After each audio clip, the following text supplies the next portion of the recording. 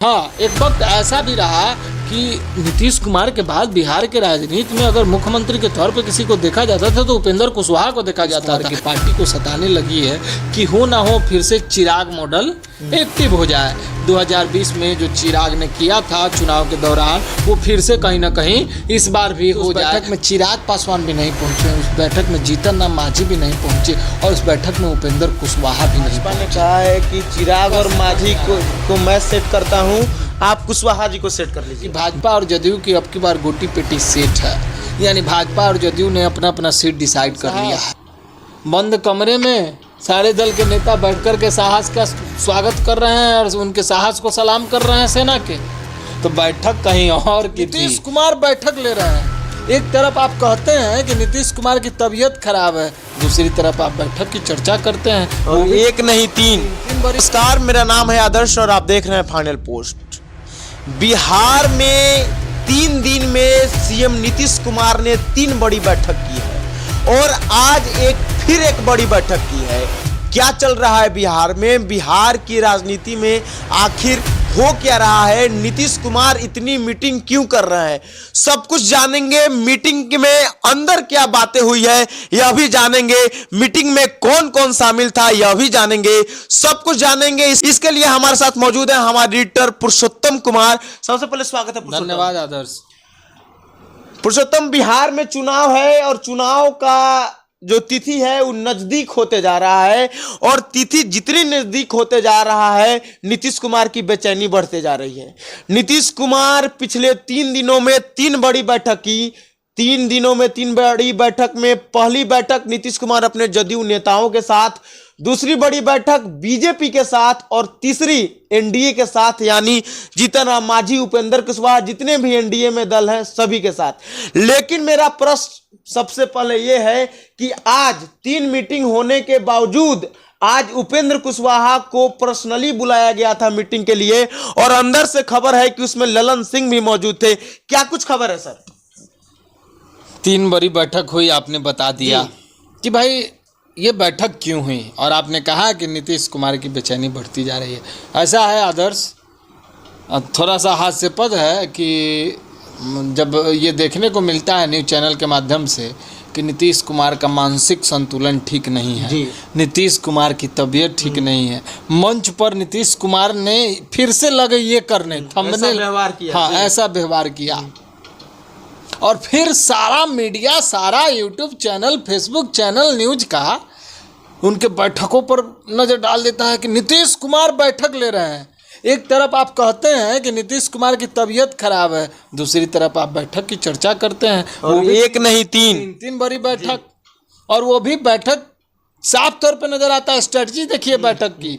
पहला बैठक जदयू के नेताओं के साथ, अपने दल के साथ, दूसरा बैठक भाजपा के साथ, तीसरा बैठक कोऑर्डिनेशन कमेटी सर्वदलीय बैठक।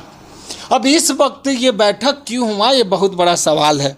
अभी मैं भी रिपोर्ट देख रहा था तो एक मीडिया के साथी ने पूछा दिलीप जायसवाल प्रदेश अध्यक्ष से कि भाई ये बैठक क्यों हुई है, कि सर ये बैठक में क्या कुछ हुआ है। तो उन्होंने साफ कहा कि नहीं, बैठक में कुछ नहीं, हम सभी दलों के लोग बैठे थे और सेना का जो प्रकर्म है उसकी चर्चा हुई कि सेना बहुत अच्छा काम कर रही है, ऑपरेशन सिंदूर चलता रहेगा, सेना का मनोबल बढ़ाने का हमने काम किया है, साहस को सैल्यूट किया है। अरे भाई साहब, बंद कमरे में सारे दल के नेता बैठकर के साहस का स्वागत कर रहे हैं और उनके साहस को सलाम कर रहे हैं सेना के। तो बैठक कहीं और की थी। असल में ये जो बैठकें हुई हैं और तबातोड़ जो बैठकें बिहार में हो रही हैं, ये जो बैठकें हैं ये इशारा करती है सीट शेयरिंग के उन फार्मूला का कि भाई बिहार में एनडीए कितनी सीटों पर लड़ेगी। देखिए, कहा यह भी जा रहा है, सूत्रों से जानकारी मिली है कि भाजपा और जदयू की अब की बार गोटी पेटी सेट है, यानी भाजपा और जदयू ने अपना अपना सीट डिसाइड कर लिया है। लेकिन फिर जब एक बड़ी चीज़ बैठक से निकल करके आई, जब कोऑर्डिनेशन कमेटी की बैठक हुई तो उस बैठक में चिराग पासवान भी नहीं पहुंचे, उस बैठक में जीतन राम मांझी भी नहीं पहुंचे और उस बैठक में उपेंद्र कुशवाहा भी नहीं पहुंचे। अब कारण क्या था इन लोगों के नहीं पहुंचने का? इन लोग के पार्टी के नेता पहुंचे थे, रालोसपा से जो राष्ट्रीय लोक जनता पार्टी है, रामविलास की पार्टी, उसके भी नेता पहुँचे थे, उपेंद्र कुशवाहा के भी पार्टी के नेता पहुँचे थे, जीतन राम मांझी के भी पार्टी के नेता पहुँचे थे। लेकिन ये बड़े बड़े बड़े जो दिग्गज हैं ये लोग नहीं पहुंचे थे। अब कारण क्या था, तो उपेंद्र कुशवाहा के बारे में बताया गया कि उपेंद्र कुशवाहा बेगूसराय में थे, वो नहीं पहुंच पाए। आपने बहुत बड़ी बात कही कि उपेंद्र कुशवाहा को आज बुलाया गया और बहुत दिनों बाद उपेंद्र कुशवाहा और नीतीश कुमार एक दूसरे के साथ मिल रहे हैं और मिलने के बाद आप देखिएगा कि कंधे पर हाथ रखे हैं नीतीश कुमार। फोटो भी उपेंद्र कुशवाहा बड़ी खुशी के साथ, काफी जमाने के बाद ऐसा सीन देखने को मिला है, क्योंकि उपेंद्र कुशवाहा हमेशा पार्टी में रहते हुए भी उनका कहीं ना कहीं विरोध करते हैं। संसदीय कमेटी के अध्यक्ष बने थे, संसदीय दल के जदयू में थे, उसके बाद वो फिर अलग हो गए, तमाम कहानी आपको याद होगी। और अब फिर से नीतीश कुमार के पास जो उनकी करीबी हुई है, जो नज़दीकियाँ बढ़ी हैं, ये सब चीज़ जो इशारा करता है मैं वहीं ले जाना चाहता हूँ। आखिर बात क्या है, तो देखिए ये तो एकदम 100% सत्य है। संजय झा का भी बयान आया कि चिराग नेता है एनडीए के, उनकी पार्टी है, उनका क्या विजन है वो जाने। तो तमाम तरह के बयानों के बाद और तमाम तरह के जब अटकलें लगाई जा रही हैं, तो उसमें ये साफ तौर पर सामने आ रहा है कि एक बात तो जदयू को, नीतीश कुमार की पार्टी को सताने लगी है कि हो ना हो फिर से चिराग मॉडल एक्टिव हो जाए। 2020 में जो चिराग ने किया था चुनाव के दौरान, वो फिर से कहीं ना कहीं इस बार भी हो जाए, तो फिर माजरा क्या होगा।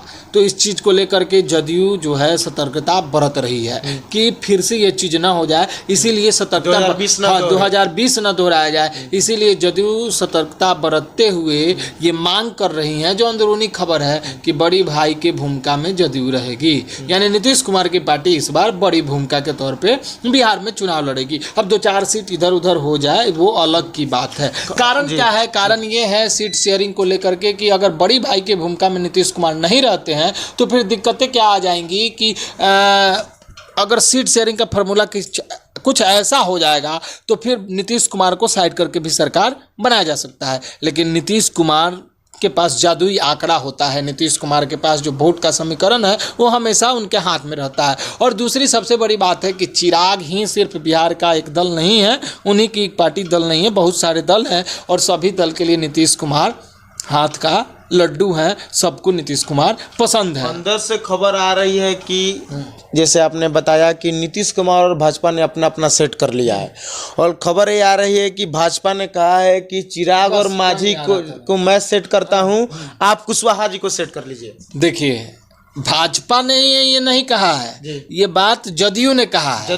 जदयू ने कहा है कि भाई मैं इतनी सीटें लूंगा, आप इतनी सीटें लीजिए और आप उसमें जीतन राम मांझी को देख लीजिए। अब जीतन राम मांझी का कहीं ना कहीं अनबन है। जीतन राम मांझी का बेचैनी देखे हुएगा, पहलगाम अटक के बाद अमित शाह के पास जाकर के एकदम से कि सीट इतना चाहिए, इतना लड़ेंगे तब तो जो है लोगों की बात, हम वहाँ 20 सीट हमारा कम से कम जीतेगा तब तो जो है। तो हमने उस समय भी बहुत अच्छा हम लोगों ने बनाया था वीडियो कि भाई आप 20 लड़ेंगे तो चिराग का 20 लड़ेंगे और उपेंद्र कुशवाहा भी आपसे किस चीज़ में कमज़ोर हैं, तो वो अलग बात है। तो जदयू ने कहा है कि भाई इन लोग को आप सलटिए, हमें इनसे मतलब नहीं है। उपेंद्र कुशवाहा एक हद तक मैं उनको सलट सकता हूं, समेट सकता हूं, अपनी बातों के साथ ला सकता हूं, अपने साथ ला सकता हूं। सीट शेयरिंग का फॉर्मूला हम उनके साथ कर लेंगे, कंफर्टेबल है। क्योंकि जिस तरीके से नीतीश कुमार के इर्द गिर्द की जो राजनीति रही है और उस राजनीति में जो बड़े बड़े चेहरे रहे हैं उसमें एक उपेंद्र कुशवाहा का भी नाम है। आरसीपी सिंह का भी एक दौर रहा है नीतीश कुमार के साथ में, वो अलग हो गए, वो अलग बात है।